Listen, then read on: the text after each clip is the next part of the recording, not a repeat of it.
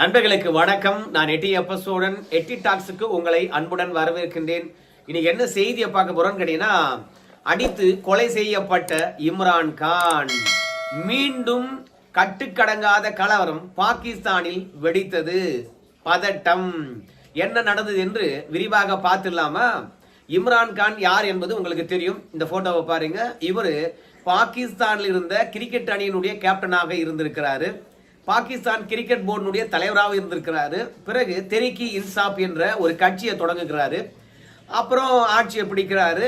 ஒரு 3 ஆண்டு காலம் ஆட்சி செய்கின்றார். பிறகு கூட்டணி கட்சிகளை பொறுத்த வரைக்கும் அவருக்கு தந்த ஆதரவை திரும்பி பெற்று விடுகின்றார்கள். பிறகு அவருடைய கட்சியானது ஆட்சியை இழக்கிறது. பிறகு தேர்தல் நடக்கிறது.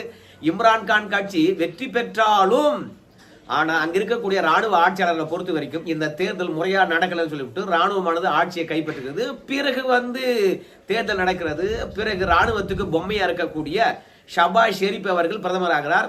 பிறகு இம்ரான் கானை பொறுத்த வரைக்கும் வெளிநாட்டு சதிக்கு வித்திட்டாரு, 2வது ஊழல் செஞ்சிருக்கிறாரு அப்படின்னு சொல்லிவிட்டு ஊழல் வழக்கில் அவரை கைது செய்யறாங்க. பிறகு நீதிமன்றம் விசாரிக்கிறது. அவருக்கு ஆயுள் சிறையானது விதிக்கப்படுகிறது. பிறகு ராவல்பிண்டியில் இருக்கக்கூடிய அடியாலா சிறையில் அவரை அடைக்கிறாங்க. இப்படி அடைத்து விட்ட பிறகு நம்ம இம்ரான் கானுடைய சகோதரிகள் நொரின் நியாசி, அலிமா கானு, டாக்டர் உஸ்மா கானு, அது மட்டும் இல்லாம நம்ம இம்ரான் கானுடைய மகன் காசிம், இவங்கெல்லாம் அவங்க அப்பாவை கைது பண்ணிட்டாங்க, அவங்க அண்ணனை கைது பண்ணிட்டாங்க, சிறையில் போட்டுட்டாங்க. சரி, அவருடைய உடல்நிலை எப்படி இருக்குது அப்படின்றதுக்காக இந்த வருஷம் மார்ச் மாசத்திலிருந்தே முயற்சி பண்ணிட்டு இருக்காங்க சிறையில போய் அவரை பார்க்கணும் அப்படின்றதுக்காக. ஆனா சிறை நிர்வாகமானது இம்ரான் கானை பார்க்கறதுக்கு விடவே மாட்டுறாங்க.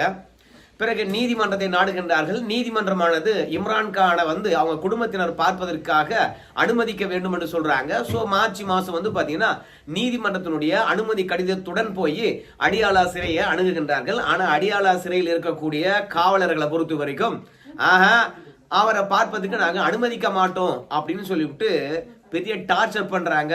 ஏன்னா இது தொல்லையா இருக்குன்னு சொல்லிட்டு மீண்டும் திரும்பி வந்து விடுகின்றார்கள். பிறகு 845 நாட்களாக இம்ரான் கானை பார்க்கணும், உடல்நிலை எப்படி இருக்குன்னு கேட்கணும்.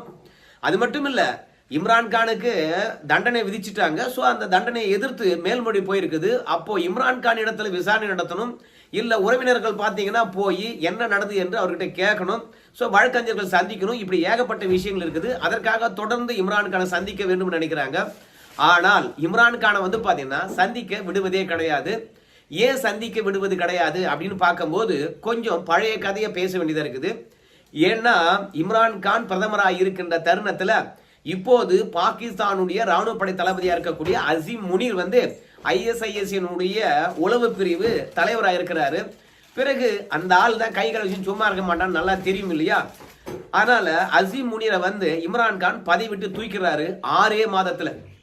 இந்த ISIS-ஐயோ ராணுவமோ எப்போதும் ஒன்றாக கைகோர்த்து கொண்டு இருக்கக்கூடிய நிலைதான் பாகிஸ்தான் இருக்குது. பாகிஸ்தான் ராணுவமே பாத்தீங்கன்னா தற்கொலை படை என்ற ஒரு டீமே வச்சிருக்குது.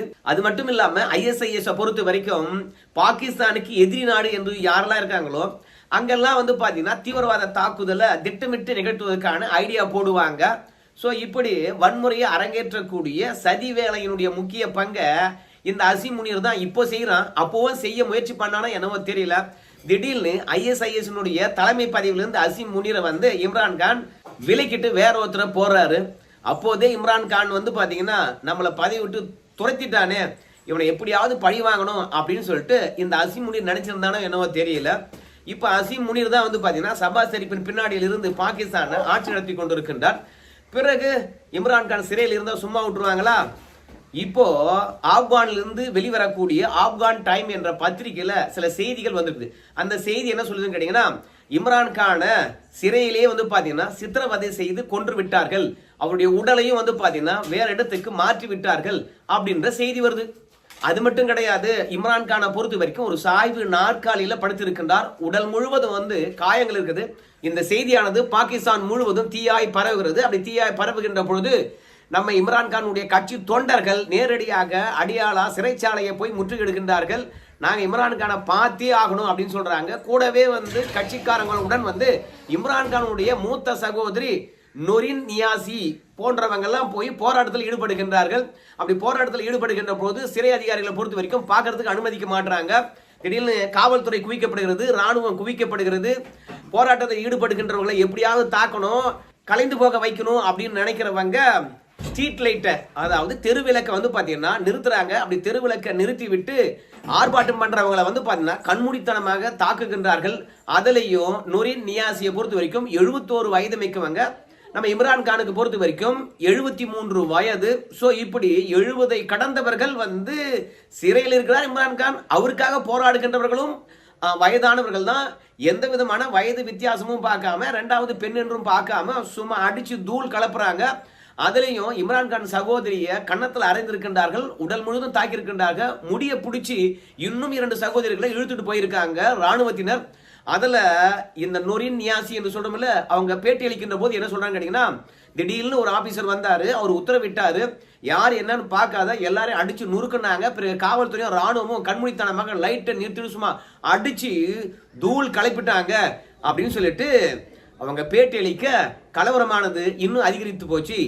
ஏன் கலவரம் அதிகரித்து போச்சு அப்படின்னு பார்க்கும்போது, இம்ரானுக்கான பார்க்கணும் என்பது நியாயமான கோரிக்கை. நீதிமன்றமும் அனுமதி அளித்திருக்குது. நீதிமன்ற உத்தரவையும் நீங்க மதிக்க மாட்டீங்க. ரெண்டாவது மனிதாபிமான அடிப்படையில் கூட அவரை பார்க்க விட மாட்டீங்க. அவர் ஊழல் புகார் தானே செஞ்சிருக்காரு, நாட்டை காட்டி கொடுத்துட்டாரு. இப்படி நியாயமான கோரிக்கையை வைத்து போராடுகின்றவர் மீது தாக்குதல் தொடுக்கிறீங்களா? அதுலயும் ஒரு பெண்ணை போய் இப்படி நீங்க அடிக்கிறீங்கன்னா, அதுவும் இம்ரான்கான் தங்கச்சிக்கே இந்த மாதிரி வந்து ஒரு நிலைனா, சாதாரண மக்களுக்கு பாகிஸ்தான்ல என்ன பாதுகாப்பு இருக்குது அப்படின்னு சொல்லிவிட்டு இம்ரானுக்கான அடிப்படையை வச்சு களத்துல இறங்கி பாகிஸ்தான் மக்கள் வந்து பார்த்தீங்கன்னா நியாயம் கேட்டு போராடுகின்றார்கள். இதற்கு இடையில இம்ரான்கானுடைய மகன் காசிம் வந்து பார்த்தீங்கன்னா ஒரு வேண்டுகோள் விடுத்திருக்கின்றார். அந்த வேண்டுகோள் என்னன்னு கேட்டீங்கன்னா, எங்க அப்பாவை என்ன பண்ணாங்கன்னு தெரியல, கிட்டத்தட்ட 6 வாரங்களாக தனிமை சிறையில் வந்து பார்த்தீங்கன்னா அடைச்சிருக்கிறாங்க. அங்க அவரை கொடுமையாக தாக்குனதாகவும் செய்தி எங்களுக்கு கிடைச்சிருக்குது. எங்க தந்தையாரை நாங்க ஏன் பார்க்க கூடாது? எதற்காக பார்க்க கூடாது? பாகிஸ்தான் அரசாங்கமானது எதற்காக எங்க தந்தையாரை பார்க்கறதுக்கு அனுமதிக்கல? இப்போ உண்மையோ பொய்யோ எங்க தந்தையார் இறந்து விட்டார்னு சொல்றாங்க. அப்ப எங்க தந்தையாரை காட்டணுமா இல்லையா? இவ்வளவு பெரிய போராட்டம் வெடித்த பிறகும் எங்க தந்தையாரை காட்டல்னா எப்படி?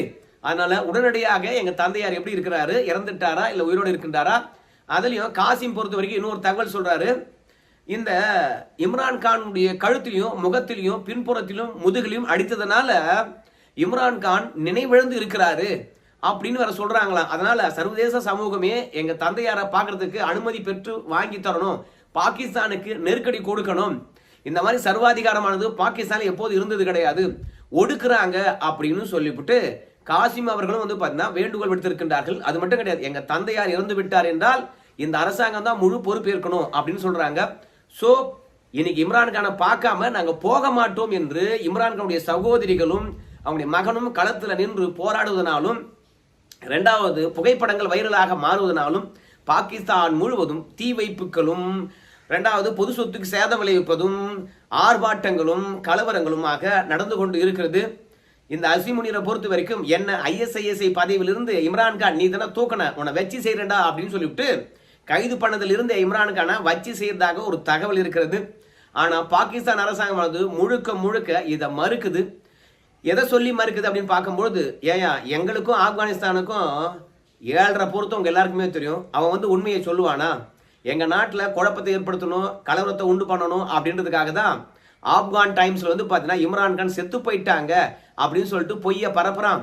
ஆனா இம்ரான்கானை பொறுத்த வரைக்கும் நல்லா தான் இருக்காரு, அவர் உடல்நிலைக்கு எந்த விதமான பிரச்சனையும் இல்லை அப்படின்னு சொல்றாங்க. யாப்பா இம்ரான்கானை பொறுத்த வரைக்கும் சாய்வு நாற்காலியில காயத்துடன் படுத்துக்கிட்டு இருக்காரு, நாங்க என்ன பார்க்கலையா, போட்டோ வெளியாயிருக்குது அப்படின்னு சொல்லுகின்ற போது, ஏயோ அதெல்லாம் உண்மை கிடையாதியா? 2022 இம்ரான்கான் மீது கொலைவெறி தாக்குதல் நடத்தினாங்க வன்முறையாளர்களும் பயங்கரவாதிகளும்.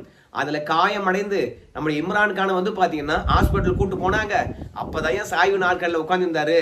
ஸோ அதையெல்லாம் வச்சுக்கிட்டு நீங்க உண்மையை நம்பிக்கிட்டு நாட்டையே கலவரமா மாத்துறீங்களே, உண்மை கிடையாது அப்படின்னு சொல்லிட்டு பாகிஸ்தான் அரசாங்கமானது உண்மை சரிபார்ப்பு குழு மூலமாக விளக்கம் அளித்திருக்குது. ஆனா இம்ரான்கானுடைய தங்கச்சியும் அவங்க மகனும் வந்து பாத்தீங்கன்னா பார்க்காம போக மாட்டோம்னு சொல்லிட்டு சிறைக்கு முன்பாக வந்து போராட்டம் நடத்தி கொண்டு இருக்கின்றார்கள். அவங்கள ஒடுக்கும் விதமாக ராணுவத்தை ஏவி இருக்கிறாங்க. ஸோ பாகிஸ்தானை பொறுத்த வரைக்கும் கலவரமாக மாறி இருக்கிறது. எப்போதும் பாகிஸ்தான்காரனை பொறுத்த வரைக்கும் இதெல்லாம் இந்தியா தான் செய்யும் அப்படின்னு அடிச்சு விடுவான். ஆனால் இப்போதைக்கு ஆப்கானுக்கு அவங்களுக்கு பிரச்சனை இருப்பதுனால ஆப்கான்காரன் பாகிஸ்தான்ல பிரச்சனை உண்டு பண்ணும் விதமாக சோசியல் மீடியாவில் இப்படி பண்ணி போட்டான் அப்படிங்கிறாங்க. திடீர்னு சர்வதேச சமூகமானது அவன் நல்லா இருக்கிறான், நலமுடன் இருக்கிறான் அப்படின்னு சொல்றீங்களா கண்டி, ஒரு 8 வந்து குடும்பத்தினர் பார்த்துட்டு போங்க அப்படின்னு காட்டலாம் இல்லையா? ஏன் காட்ட மாட்டீங்க அப்படின்னு அழுத்தம் தர, இப்போ பாகிஸ்தானை பொறுத்த வரைக்கும் இம்ரான்கான் நலமா இருக்கிறாரு, அவரு உங்களை சந்திப்பாரு, கவலைப்படாதீங்க, இப்போ கலைந்து போங்க அப்படின்னு சொல்லிட்டு நம்ம இம்ரான்கானுடைய சகோதரி இடத்துல பேச்சுவார்த்தை நடத்தி இறுதி முடிவுக்கு வந்திருக்கிறாங்க.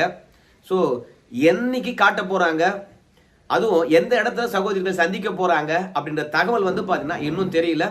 ஸோ இப்போ பாகிஸ்தான் அமைதியாக இருக்க வேண்டும் என்று அமைதி முயற்சியில் இறங்கி இம்ரான்கான் சகோதரி கிட்ட வந்து பார்த்தீங்கன்னா நீங்கள் இம்ரான்கானை சந்திப்பீங்க என்று உறுதிமொழி அளித்திருப்பதனால இங்கே இம்ரான்கானுடைய சகோதரிகளை பொறுத்த வரைக்கும் பொதுவெளியில் தோன்றி கலவரம் வேண்டாம், எல்லாம் கலைஞ்சு போங்க அப்படின்னு அவங்க கட்சிக்காரங்களுக்கு அன்பு கட்டளை விட்டு இருக்கின்றார். ஆனால் பார்க்காம நாங்கள் போக மாட்டோம், சிறைச்சாலையை விட்டு இம்ரானுக்கான வெளியே கொண்டு வந்து காட்டுங்க அப்படின்னு அவங்க தொண்டர்கள் அடம்புடிச்சு வெளியே ஆர்ப்பாட்டம் பண்ணிக்கிட்டு இருக்கிறாங்க. இப்போ அசீம் முனீரா இருக்கலாம், சபா ஷெரீப் பாகிஸ்தானுடைய பிரதமராக இருக்கலாம், ஏயா இம்ரான்கான சிறையிலே கூட வச்சிருக்கலாம் ஐயா. ஆனா திடீர்னு போராட்டம் வலுத்த பிறகு சிறையை உடைச்சி நாங்க இம்ரான்கானை காப்பாற்றுறோம் அப்படின்னு களத்துல இறங்கிட்டாங்கன்னு வச்சுங்களேன், இந்த இம்ரான்கான் கட்சி தொண்டர்களோ இல்ல ஜென்சி போராட்டக்காரர்களோ அதுக்கப்புறம் இம்ரான்கானை நம்மள ஒன்றும் பண்ண முடியாது, ஆட்சி மாற்றத்தை அவன் கொண்டு வந்துருவான், ராணுவமே நினைச்சாலும் வந்து பாத்தீங்கன்னா நம்மளை காப்பாற்ற முடியாது, நம்ம வெளிநாடு தான் ஓடணும், அதனால விரைவாக இம்ரான்கானை வந்து பாத்தீங்கன்னா வெளியில கொண்டு வந்து காட்டுங்கய்யா, நம்ம பாகிஸ்தான் மக்கள் பார்க்கட்டும் அப்படின்னு சபாஷ் ஷெரீப் வந்து உத்தரவிட்டிருக்கின்றாராம். ஆனா பாகிஸ்தான் ஆள்றது சபாஷ் ஷெரீப்பா? இந்த போலி தளபதியா இருக்கக்கூடிய அசீம் முனீர் தானே, அவன் என்ன சொன்னான்னு தகவல் தெரியல. ஸோ என்னைக்கு வெளியே கொண்டு வந்து காட்ட போறாங்க, பாகிஸ்தான் மக்கள் பார்த்துட்டு ஆமா உண்மைதான் என்று முடிவெடுக்க போறாங்களா, இல்ல இம்ரான்கான் மாதிரியே இருக்கக்கூடிய போலியை காட்டினாங்கன்னு சொல்லிட்டு மீண்டும் கலவரம் ஏற்பட போதான்னு தெரியல. ஸோ பல நாளா கேட்டு போராட்டத்துக்கு பிறகு நல்லா இருக்கிறாரு, உங்களை சந்திப்பார் என்று சொல்வது எந்த அளவுக்கு உண்மையாக இருக்கும்? இல்ல இம்ரான்கான் தங்கச்சியும் அவங்க மகனையும் வந்து பார்த்தீங்கன்னா காசு கொடுத்து சரி கட்ட போறாங்க அப்படின்னு கட்சிக்காரங்க மீண்டும் வன்முறையில் தான் ஈடுபட்டு இருக்காங்க. ஒட்டுமொத்த கட்சிக்காரங்களும் பார்க்கணும், தொலைக்காட்சியில இம்ரான்கான் தோண்டுவதை காட்டுங்க, இல்லைன்னா போராட்டக்காரர்களுக்கு முன்பாக இம்ரான்கான் வந்து பேசட்டும் அப்படின்னு போராட்டக்காரர்கள் வேண்டுகோள் வச்சிருக்காங்க. யாருடைய கருத்து எடுபட போகுதுன்னு தெரியல. குடும்பத்தினர் மட்டுமே சந்திப்பதற்கு நாங்கள் அனுமதிப்போம், அதுக்கு தான் சட்டம் வழிவகை செய்யுது அப்படின்னு சொல்றாங்க. குடும்பத்தினர் மட்டுமே சந்திச்சு உயிரா இருக்காருன்னு போயிட்டு தொண்டர்களுக்கு சொல்ல போறாங்களா, இல்ல தொண்டர்கள் முன்பாக இம்ரான்கான் தோன்ற போறா என்பதெல்லாம் பொறுத்து பார்க்கலாம். பக்கத்து நாடு பகை நாடு என்ற அடிப்படையில் நாமும். நன்றி நண்பர்களே.